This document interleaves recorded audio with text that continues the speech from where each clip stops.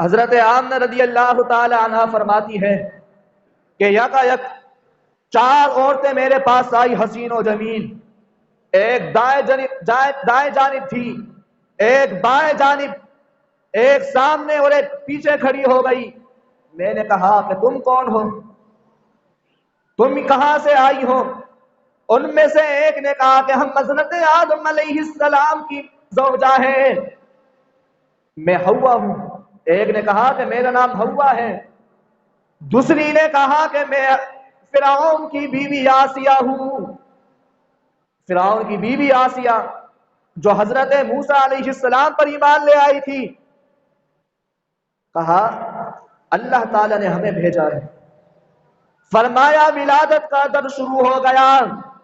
حضور علیہ السلام کی تشریف آوری کا وقت نزدیک ہونے لگا. میں نے دیکھا کہ آسمان میرے گھر کی طرف جھک رہے ہیں، کہ آسمان میرے گھر کے پاس جھک رہے ہیں، ستارے قریب ہے کہ گر جائے. کہا ایک دم روشنی ہوئی اور حضور علیہ السلام اس دنیا میں تشریف لے آئے. اور کس طرح تشریف لے آئے؟ فرمایا خرج منی نور اضاء لی قصور الشام. فرمایا میرے سے ایک نور نکلا، اس نور نے مشرق و مغرب کو روشن کر دیا. مشرق بھی روشن ہے، مغرب بھی روشن ہے. مشرق کے تمام محلات کو میں نے دیکھ لیا، مغرب میں بنے ہوئے تمام محلات کو میں نے دیکھ لیا. کہا کہ حضور کے اس نور سے میں نے مشرق و مغرب کی جانب جتنے بھی قلعے بنے ہوئے تھے، جتنے مکانات بنے ہوئے تھے، ان تمام مکانات کو میں نے دیکھ لیا. فرمایا اس طرح تشریف لے کر آئے مکحول مدہور. فرمایا حضور علیہ السلام کی آنکھوں میں سرما لگا ہوا تھا، حضور علیہ السلام کے سر مبارک پر تیل لگا ہوا، کنگھی کی ہوئی تھی. مختون، اس حال میں حضور تشریف لے کر آئے کہ آپ ختنہ شدہ تھے. کیا آپ کو کسی نے ختنہ نہیں کیا؟ کیا آپ کو کیا کیا ہو؟ کسی نے ختنہ کیا ہو؟ آپ کی ناف کٹی ہوئی. اس طرح تشریف لے کر آئے. یہ گھر کا حال ہے. اور وہاں عبد المطلب کعبے میں ہے. عبد المطلب کہتے ہیں کہ میں طواف کر رہا تھا، طواف کے دوران میں نے دیکھا کہ کعبہ جھک گیا جہاں حضرت آمنہ کا گھر تھا، کہ کعبہ جھک گیا. کہاں کس دن جھک گیا؟ جہاں حضرت آمنہ کا گھر تھا. میں نے کہا کہ یہ کعبہ جھکتا نہیں ہے، آج کوئی عجیب و غریب واقعہ پیش آ گیا ہے. میں اپنے گھر کی طرف روانہ ہوا، حضرت آمنہ کی طرف روانہ ہوا. راستے میں ہی تھا، حوروں سے میری ملاقات ہو گئی. حوروں نے کہا کہ عبد المطلب تمہیں مبارکباد ہو، اللہ نے اپنا محبوب تمہیں بھیج دیا ہے، اللہ نے اپنا محبوب تمہیں دے دیا ہے، تمہارے گھر پہ ولادت ہوئی ہے، لڑکا ہوا ہے عبداللہ کا، پوتا اللہ تعالیٰ نے تمہیں دیا ہے. حضرت عبد المطلب نے حضور کو گود میں لیا. گود میں لینا تھا، حضرت عبد المطلب کی زبان پر کلمات جاری ہو گئے. اسمہ محمد، اس کا نام محمد ہوگا. محمد اس سے پہلے کسی کا نام نہیں ہوا. محمد اس حضور تک آنے والے کسی انسان کا نام نہیں ہوا. اللہ تعالیٰ نے دادا کی زبان پر اس پوتے کا نام محمد کا نام رکھ دیا. حضور علیہ السلام اس دنیا میں آئے. حضرت آمنہ فرماتی ہے کہ اچانک میری نظروں سے حضور علیہ السلام کو اٹھا لیا گیا. حضور علیہ السلام کو ایک لمحے کے لیے میری نگاہوں سے اوجھل کر دیا گیا. میں نے غیب سے آواز سنی، کوئی کہنے والا کہہ رہا ہے اوتیت مفاتح المشارق ومغاربها. فرمایا محمد کو مشرق کی چابیاں بھی دے دو، مغرب کے خزانوں کی چابیاں بھی دے دو. اس کو مشرق بھی گھما لاؤ، اس کو مغرب بھی گھما لاؤ.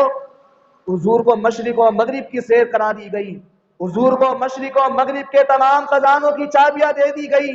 حضور نے فرمایا کہ اللہ یعطی وانا قاسم، دیتا اللہ ہے، روزی اللہ تعالیٰ دیتا ہے، تقسیم میرے ہاتھ سے ہوتی ہے۔ اللہ فرماتا ہے کہ محبوب اپنے ہاتھوں سے اس کو تقسیم کرو، جس کو جتنا دینا ہے اتنا دو۔ فرمایا اوتیت مشارق الارض ومغاربہا، مشرق و مغرب کی مجھے سیر کرا دی گئی۔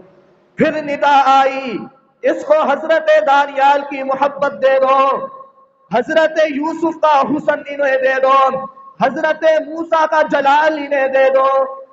حضرت موسیٰ کا جلال، بڑے غصے والے تھے موسیٰ، کہا کہ ان کا جلال ان کو دے دو۔ حضرت دانیال کی محبت انہیں دے دو، انہیں یوسف کا حسن دے دو۔ ان تمام انبیاء کرام کی جتنی خوبیاں تھیں وہ تمام خوبیاں حضور علیہ السلام میں جمع کر دی گئی۔ تو تمام معجزات سے نواز دیا گیا، تمام کرامات سے، تمام درجات سے آپ کو نواز دیا گیا۔ ابو لہب حضور کا سب سے بڑا دشمن، جو حضور کا پکا دشمن تھا، جس کی مذمت میں اللہ تعالیٰ نے سورہ لہب اتاری، اس کافر کا محمد کی پیدائش پر، حضور اکرم صلی اللہ علیہ وسلم کی ولادت پر رد عمل کیا تھا۔ مسلمان تو مسلمان کہ کافر نے حضور کی ولادت پہ جشن منایا، پھر اللہ تعالیٰ نے اس کافر کے ساتھ کیا معاملہ کیا۔ اس کی لونڈی تھی سویبہ، اس نے کہا کہ ابو لہب مبارک ہو، اللہ نے تجھے بھتیجا دے دیا ہے۔ عبداللہ کا لخت جگر ہوا ہے، اللہ تعالیٰ نے آمنہ کی گود بھر دی ہے۔ ابو لہب نے یہ سنا، پکا کٹر کافر جس کی مذمت میں سورہ لہب اتاری گئی ہو، اس نے جب یہ سنے کہ عبداللہ کا لخت جگر ہوا ہے، اس کا بیٹا ہوا ہے، تو ابو لہب نے اپنی اس انگلی سے اس کو اشارہ کیا کہ تو آزاد ہے، اپنی اس انگلی سے اشارہ کیا کہ تو آزاد ہے۔ ابو لہب اس دنیا سے چلا گیا، مر گیا۔ کئی سالوں کے بعد اپنے عزیز کے خواب میں آیا، اور عزیز نے پوچھا کہ اللہ تعالیٰ نے کیا معاملہ کیا ہے۔ ابو لہب نے کہا کہ اللہ تعالیٰ نے جہنم مجھ پر واجب کر دی ہے، میں رسول اللہ کا مخالف تھا، رسول اللہ کے دین کی مخالفت کرتا تھا، رسول اللہ کی تکذیب کرتا تھا، جہنم میں اللہ تعالیٰ نے مجھے داخل کر دیا ہے، لیکن اللہ تعالیٰ نے ایک نعمت، ایک مہربانی مجھ پر کی ہے کہ ہر پیر کے دن اس انگلی سے اللہ تعالیٰ میرے لیے سفید پانی کو جاری کر دیتا ہے۔ اس انگلی سے ہر پیر کے دن سفید پانی، میٹھا پانی جاری ہوتا ہے، اس کو میں چوستا ہوں اور اپنی پیاس بجھاتا ہوں۔ یہ کافر اللہ تعالیٰ جہنم کے اندر حضور کی خوشی میں اس اپنی لونڈی کو آزاد کرنے پر اللہ تعالیٰ اس کافر پر یہ احسان کر رہا ہے کہ ہر پیر کے دن اس کی انگلی سے پانی بہتا ہے، میٹھا پانی بہتا ہے، اس کو وہ پیتا ہے، اپنی پیاس بجھاتا ہے۔ اور جو مسلمان، جو کلمہ پڑھنے والا حضور علیہ السلام کی ولادت میں خوشیاں مناتا ہے، جو چراغا کرتا ہے، جو لنگر کرتا ہے، جو غریبوں کی مدد کرتا ہے، جو یتیموں کے سروں پر ہاتھ پھیرتا ہے، اللہ تعالیٰ اس کو کیا اجر دے گا، اللہ تعالیٰ اس کے ساتھ کیا برتاؤ کرے گا۔ حضور علیہ السلام کی زندگی یہی زندگی ہے کہ یتیموں کے ساتھ اچھے انداز کے ساتھ، اچھے سلوک کے ساتھ پیش آنا ہے کہ یتیم، اللہ کے نبی نے فرمایا کہ یتیم کو کبھی نہ رلانا، کہ یتیم کے آنکھوں سے تم آنسو نکلواؤ، کہ یتیم کو تم مارو پیٹو، اس پہ ظلم کرو، فرمایا یتیم کے ساتھ اچھا برتاؤ کرو۔ کہا کہ یتیم کی آنکھ سے آنسو نکلتا ہے تو اللہ تعالیٰ کا عرش ہل جاتا ہے، فرمایا اللہ کے عرش کو ہلانے سے بچاؤ اور یتیموں کی تم مدد کرو۔ ولادت ہمیں یہی سبق دیتا ہے کہ یتیموں کی ہم مدد کریں، غریبوں کی ہم مدد کریں۔ چراغا بھی الگ ہے، اس کا بھی ثواب ہے، لیکن پہلے غریبوں کی مدد ہے، پہلے یتیموں کی مدد ہے، پہلے غرباء کو دیکھنا ہے، کہ خاندان کے اندر کون یتیم ہے، کون غریب ہے، کس نے کھانا نہیں کھایا اس کو کھانا کھلائے، کس نے جوڑا نہیں پہنا ہوا اس کو جوڑا پہنائے۔ یہ حضور علیہ السلام کی زندگی ہم سے تقاضا کرتی ہے۔ اللہ تعالیٰ ان باتوں پر مجھے آپ کو تمام سننے والوں کو عمل کی توفیق عطا فرمائے۔ وآخر دعوانا الحمدللہ رب العالمین۔